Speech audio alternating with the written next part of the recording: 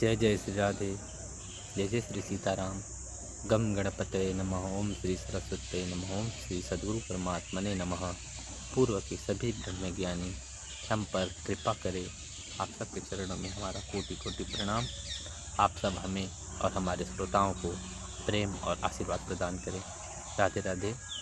सबसे पहले वीडियो की शुरुआत में हमारे 2 कमेंट हमारे रंजना चंद्रवंशी दीदी जी ने कमेंट किए हैं। आपको भी जय जय श्री सीताराम, राधे राधे दीदी जी। और श्री राजेश परिहार भैया जी, उन्होंने भी जय श्री राम कहा है। आपको भी जय श्री राम और प्रणाम। हमारे भैया जी हैं, जैसे कि राम जी के गुरुदेव भगवान वशिष्ठ जी पिछले कथा में कह रहे हैं, हे राम जी, जिसके मन में जो संकल्प होता है उसी की ओर चलता है।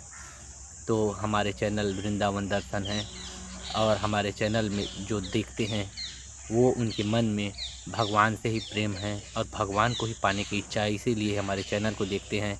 जिसके मन में भगवान है वो भगवान की तरफ चलते हैं और प्रयास हमारा यही रहता है। भगवान की कृपा ऐसी है कि हमारे चैनल में भगवान की ही कथा और ऐसे प्रायश्चित डलता है जिससे हमें भगवान याद आता है। इसलिए सभी संतों को प्रणाम।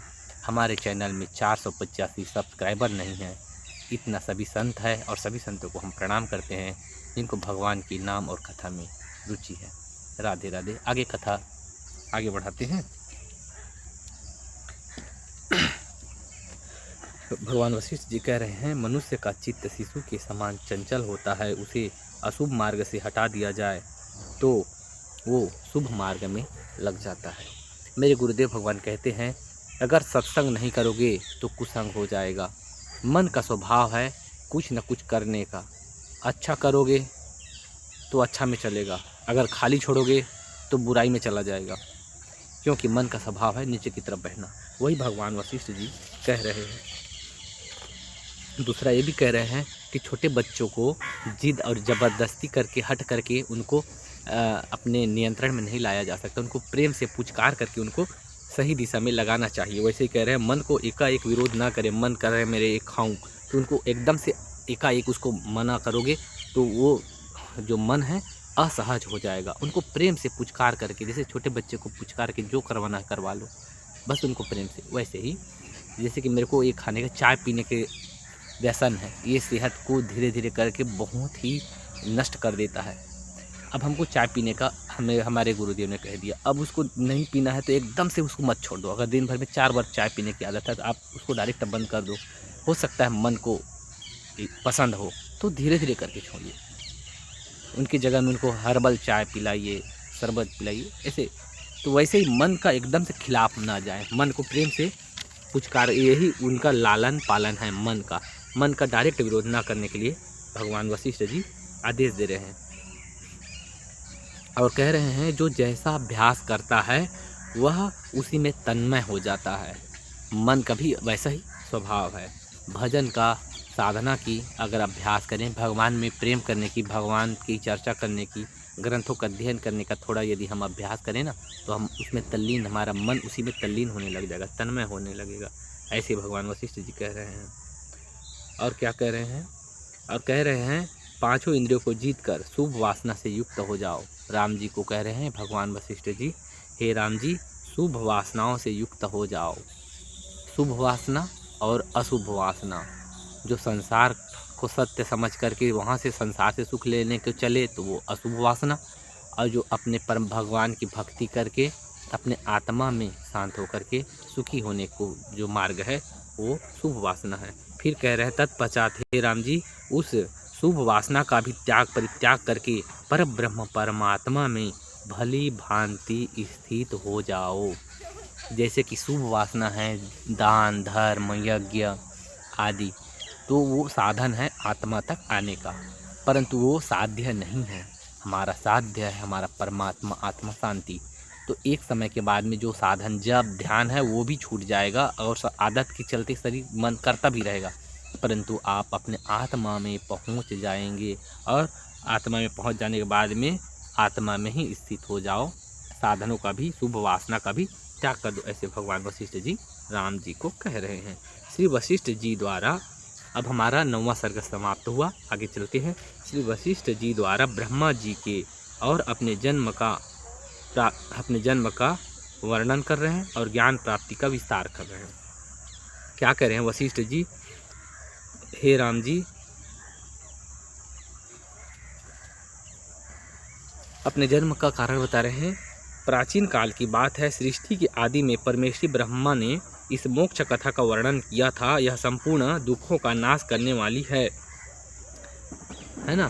तो जो राम जी को जो सुना रहे वो कथा को बोल रहे हैं, पहले ब्रह्मा जी ने मेरे को सुनाया था।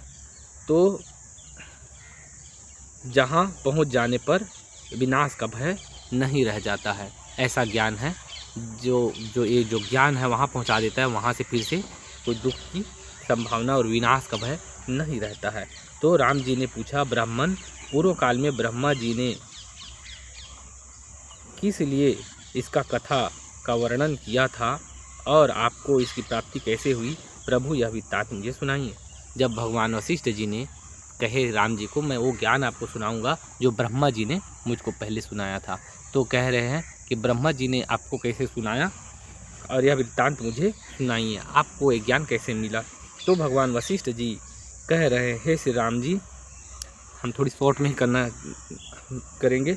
जो सच्चिदानंद घन परमात्मा, जो सबका आश्रय स्थान, जो सच्चिदानंद घन ब्रह्म है, जो नित्य चेतन अविनाशी है, उसमें भगवान विष्णु का प्रगट्य हुआ और भगवान विष्णु के हृदय कमल में ब्रह्मा जी प्रकट हुए और उन्होंने सृष्टि का, भगवान ब्रह्मा जी ने सृष्टि का रचना की। ठीक है, सृष्टि का रचना किए भगवान ब्रह्मा जी ने। तो वो जो सृष्टि था उसमें जन्म और मरण, दुख, ये सभी वासना, ये सभी था उस संसार में। तो भगवान ब्रह्मा जी ने जन्म दिए, प्रकट किए, तो वो तो पिता हुआ, इसलिए तो उनको पितामह परम पिता ब्रह्मा कहते हैं। तो उनके हृदय में बालकवत, जैसे हमारे अपने बालक के प्रति प्रेम भाव, उनके कष्ट से हम दुखी हो जाते हैं, वैसे ही भगवान ब्रह्मा को दुख हुआ कि मेरे संतान दुखी हो रहे हैं जन्म मरण में, ऐसा वैसा। तो इस कष्टों से पीड़ित देखकर सर्वलोक सृष्टा, सभी लोक बनाने वाले भगवान ब्रह्मा का हृदय इस प्रकार दया से आर्त करुणामय हो गया, जैसे पुत्र को दुखी देखकर पिता को दया आता है। फिर उनके कल्याण के लिए क्षण भर एकाग्रचित होकर भगवान ब्रह्मा जी ने विचार किए।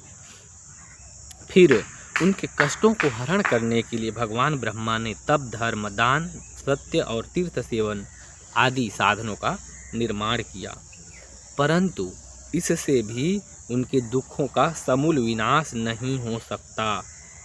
पता चला परम निर्वाण रूप जो मोक्ष है वही ही सुख का कारण है, उसी से ही, मोक्ष से ही जन्म मरण की चक्र से छूट सकता है।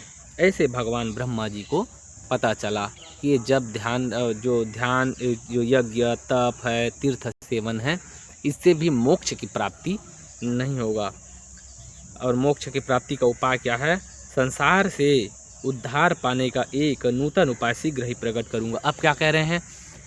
मोक्ष ही सभी सुखों का कारण हो सकता है। तो अब मोक्ष के उपाय के लिए अब भगवान ब्रह्मा जी ध्यान कर रहे हैं और मोक्ष के उपाय बोल रहे हैं। अब